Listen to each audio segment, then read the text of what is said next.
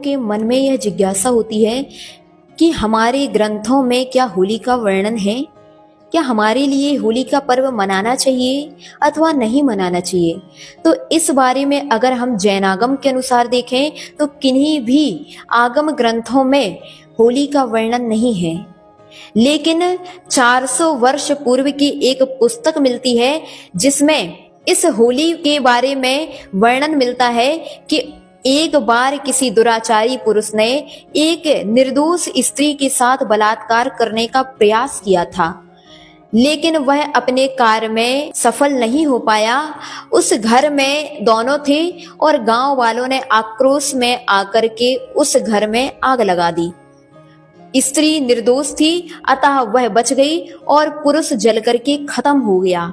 इस प्रकार की कथा उस होली विलास नामक पुस्तक में मिलती है, लेकिन पूर्वाचार्य प्रणीत किसी भी आगम ग्रंथों में इस प्रकार का उल्लेख कहीं पर भी नहीं मिलता है। अतः इस होली के पर्व को हम मनाएं अथवा ना मनाएं, क्या करें आखिर में? तो यद्यपि हमारे धार्मिक अनुष्ठान के अनुसार देखें तो यह धार्मिक पर्व तो नहीं है, लेकिन सामान्य रूप से जहां हम रह रहे हैं वहां पर यह होली का पर्व विशेष रूप से मनाया जाता है, क्योंकि हिंदू पुराण में इस बारे में उल्लेख मिलता है कि हिरण्यकश्यप की बहन होलिका ने प्रहलाद को जलाने के लिए अग्नि में प्रवेश किया था और पुण्य के योग से प्रहलाद तो खत्म नहीं हुआ, लेकिन होलिका अपने दुर्भावों के कारण, दुष्परिणामों के कारण जल करके खत्म हो गई। और उनका मानना है कि इस दिन सत्य की असत्य से विजय हुई थी और यह होली का पर्व मनाया जाता है। इसलिए आप इस दिन को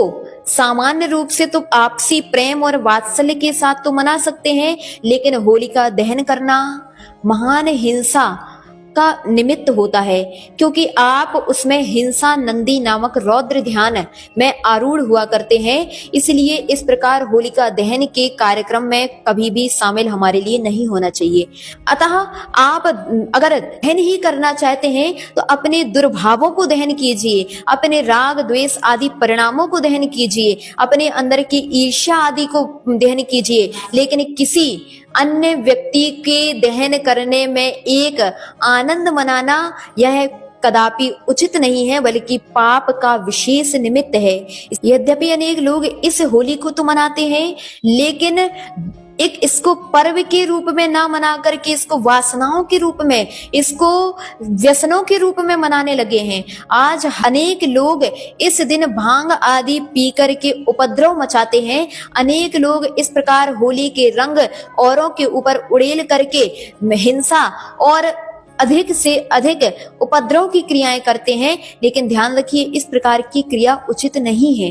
यह क्रियाएं आपके लिए समय की बर्बादी है, धन की बर्बादी है और आपके शरीर की बर्बादी है।